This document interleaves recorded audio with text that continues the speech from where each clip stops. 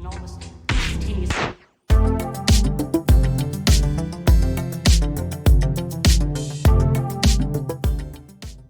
Hey Platinum Warriors, Fluffy Platinum in the house. Welcome to the 11th episode of Fluffy Platinum's Tea. 11th episode already, wow. Today I'm going to be talking about all things performing. But first, on to questions. Oh wait, we don't have any questions. Just remember, if you have any questions you'd like me to answer in the next Fluffy Platinum's Tea, drop them in the comments. Moving on. Today, I'm going to be talking about my experiences with performing, what it's like to perform, as well as going over some tips for performing. First of all, what is it like performing overall? Well, it can be a lot of fun. Nerve-wracking, but once you're doing your thing and you've entered the zone, it's a lot of fun. I'm sure you've heard that millions and millions of times, but it's true. You know, if I practice and prepare also, it tends to make me less nervous. Because I have that confidence that I know what I'm doing.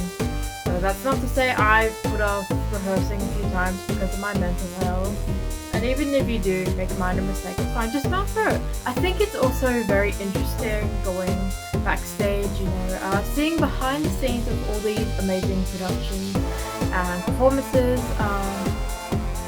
For my recent performance, the Perth show, they had the Bluey performance before I got on stage, and it was so interesting seeing the mascot get out of costume. You know, it's quite barren backstage on the Perth Royal Show community stage. I'm not gonna lie, you might have seen it on my shorts or TikTok or wherever.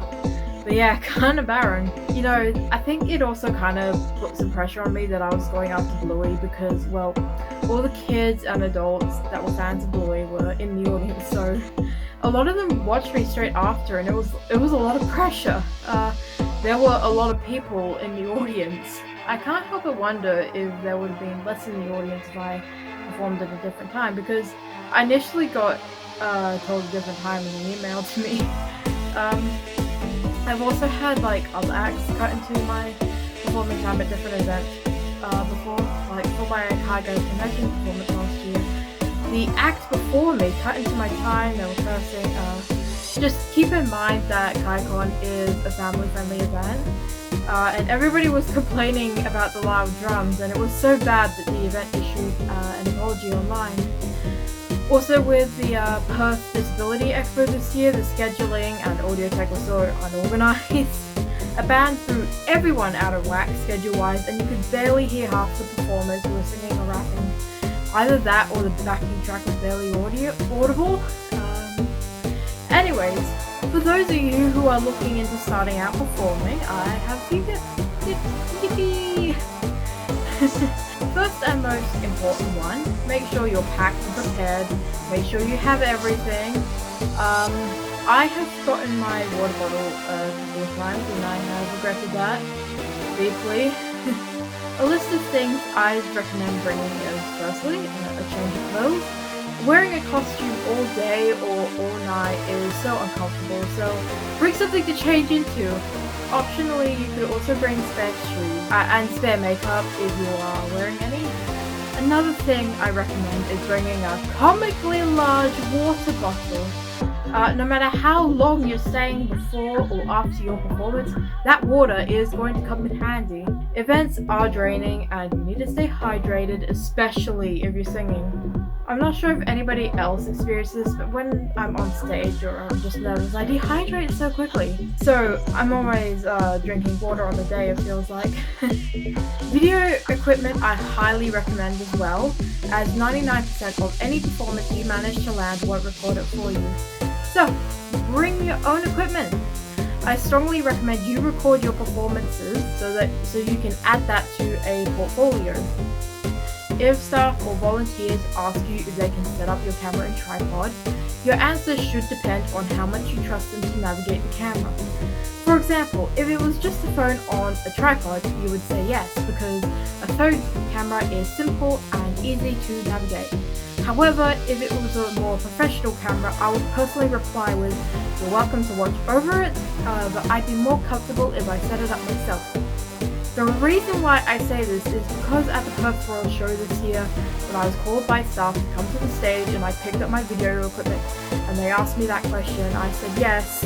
The footage came out blurry the entire way through, which doesn't bother me too much considering it wasn't a great day for me that day, but you know, it still sucks. You should also bring a power bank. This is what mine looks like. Very small, simple, but it holds a lot of power and it's come in handy. These come in handy very much, especially if you plan on being at an event for an entire day. There will always be a minimum of one thing you need to charge every day. Last and most obvious, make sure you bring snacks and any necessary medicine. Pack lunch even. You need strength. You need to survive the day. So, now that I've given advice on what to bring, you're probably wondering, how do I start out as a performer? Well, all I can recommend is keep your eyes out for applications and open expression of interest. It is very rare that an event will come to you asking to perform, especially if you're starting out. I would recommend starting out as at a market or an event with a smaller stage. I initially debuted at a very small market and I highly recommend it since markets usually have a very calm atmosphere. Don't be afraid to contact the people who organize the markets, ask them if you can busk at the next event. There are also some events that are willing to accept debut performers. If you want to double check, don't be afraid to get in contact and ask. A way to check whether they may be willing to let you in is whether they are asking you for a portfolio. If they are asking you to provide a link to a playlist or a video of a previous performance you've done, they are probably not accepting debuts. It might be a little different if they just want to know what your intended set list is, but generally speaking, if they're asking for some form of example of your performance, they are not accepting debuts. When you do manage to land your first performance, I highly recommend starting off with a small 2-song set list. More than 2 songs can be overwhelming for a beginner, especially on stage. As you gain more experience under your belts and you do more stage performances, you could begin to look at longer sets if you feel more comfortable being on stage. Which brings me to my next point. Don't push yourself. I know from observation and experience that you should not attempt anything beyond your abilities for the sake of a good performance. It'll just make things worse. I remember one performance, I nearly lost oxygen to my brain because I overdid it by a mile. Another thing I would recommend is to arrive at least an hour early before your stage marshalling time. There is a common saying that floats around, and that is, if you're on time, you're already late. What this means is that punctuality is important because if you do happen to arrive like 5 minutes before you're meant to be on stage, you might not quite be ready. I like to allocate as much time as possible to prepare myself for my performance. You know, especially for events. Event atmospheres can be overwhelming. Perth Royal show is the worst, so I always get to an event at least an hour early. It is greatly benefited. And lastly, have fun. Enjoy yourself. You got this, okay? Alrighty. Thank you for watching, everybody. I hope you enjoyed. If you did, please like and subscribe. We are so close to 100. Your subscribe would mean a lot to me. Go check out my other social media, and I will see you next time. Goodbye.